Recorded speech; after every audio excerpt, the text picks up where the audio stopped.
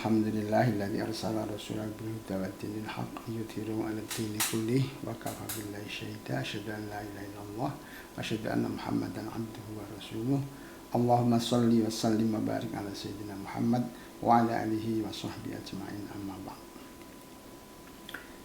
Jamaah kurma yang semoga dirahmati oleh Allah Subhanahu wa taala, pada kesempatan kali ini kita akan menyampaikan tentang beberapa keistimewaan dari malam Lailatul Qadar, karena kita memang sudah memasuki malam ke-10 10 malam terakhir bulan Ramadan, yakni malam yang diyakini oleh sebagian besar kaum muslimin diturunkannya Lailatul Qadar.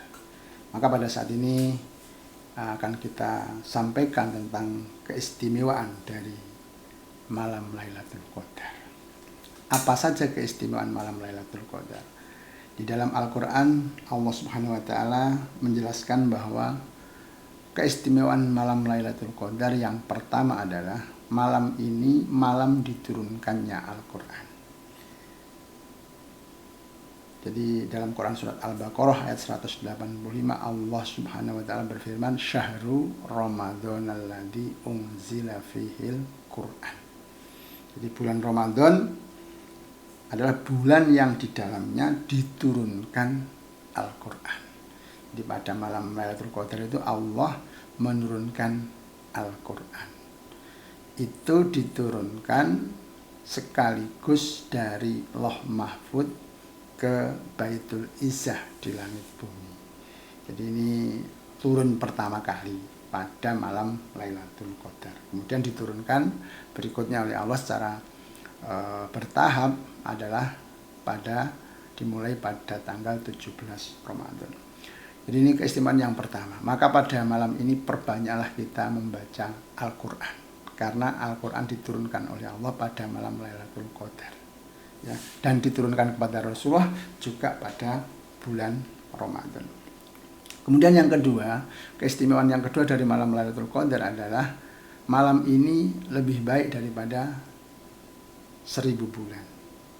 Lailatul Qadri khairum min alfi syahr. Di dalam Quran surat Al-Qadr ayat 3 Allah Subhanahu wa taala menjelaskan bahwa malam Lailatul Qadar itu lebih baik daripada 1000 bulan.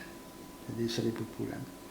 Maka kita berbahagia sekali menjadi umat Islam karena kita diberi rahmat oleh Allah Subhanahu wa taala dengan diturunkannya atau dihadiahkannya malam Lailatul Qadar untuk kita.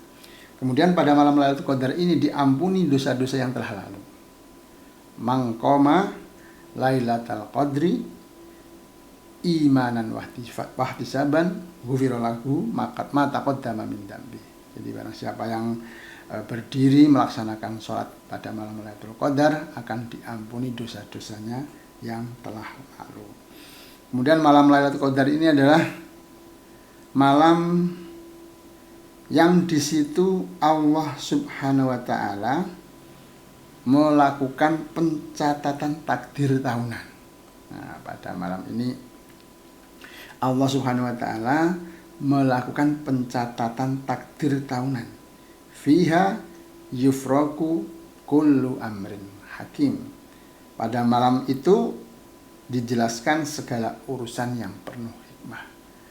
Nah, pada malam Lailatul Qadar ini adalah malam-malam yang kita diharapkan banyak berdoa kepada Allah agar Allah memberikan kepada kita takdir-takdir baik untuk 1 tahun ke depan, supaya kita bertemu dengan Ramadan berikutnya, bertemu dengan Lailatul Qadar berikutnya, tetapi dalam rentang antar Ramadan ini kita ditulis oleh Allah dengan takdir-takdir terbaik kita.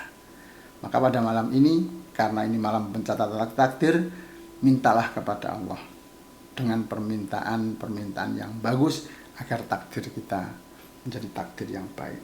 Kemudian pada malam ini, pada malam Lailatul Qadar juga Allah Subhanahu wa taala menjelaskan bahwa Allah akan memberikan pengampunan kepada kaum muslimin.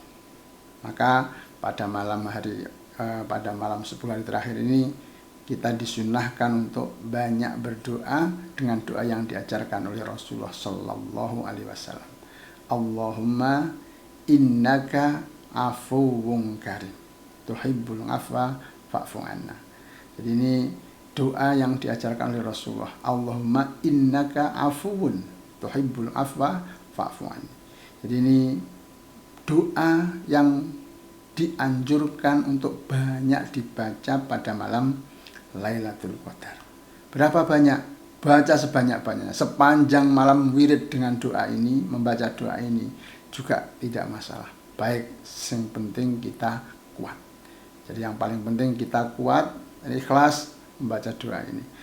Jadi ini adalah doa yang luar biasa. Kita minta kemaafan dari Allah Subhanahu wa taala. Ada penjelasan yang menarik dari para ulama berkaitan dengan kenapa di sini doa kita kok tidak minta ampunan tapi minta kemaafan dari Allah Subhanahu. Jadi afun, jadi ngafun.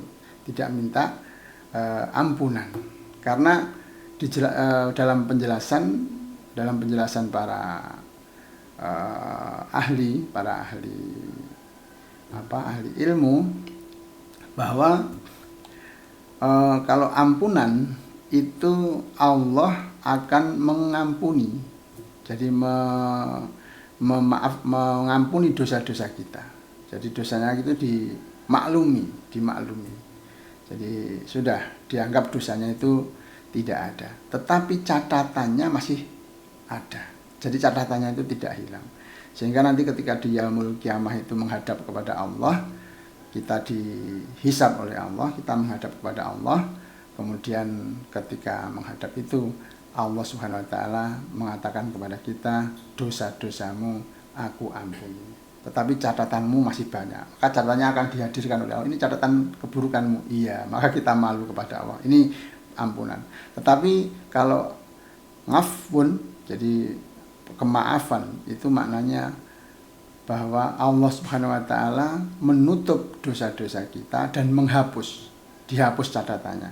Jadi dosa-dosa kita itu dimaafkan oleh Allah dan catatannya dihapus oleh Allah. Sehingga ngafun ini lebih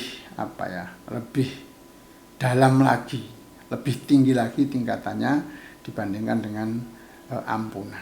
Jadi Ghafurur Rahim, ya Allah kan Maha Pengampun, Maha Penyayang. Jadi Maha Pengampunnya Allah itu ya, kalau ngampuni itu ya dosanya dihapus tetapi catatannya masih. Jadi dianggap tidak ada dosanya tapi catatan dosanya itu masih bisa dilihat. Sehingga kita malu kalau melihat itu. Sementara kalau ngafun itu akan dihapus catatannya sekalian. Itu beberapa keistimewaan dari malam Lailatul Qadar yang semoga dengan masih banyak sebetulnya keistimewaan yang lain, tapi keistimewaan tadi saya pikir sudah cukup untuk memotivasi kita supaya kita serius menyiapkan diri untuk menyambut 10 hari terakhir dalam rangka meraih malam Lailatul Qadar. Demikian para pemirsa dan pendengar Kurmas sekalian yang semoga dirahmati oleh Allah, semoga bermanfaat. Kami akhiri dengan kafaratul majlis. Subhanakallahumma bihamdika asyhadu an la ilaha illa anta astaghfiruka wa atubu ilaik. Wassalamualaikum warahmatullahi wabarakatuh.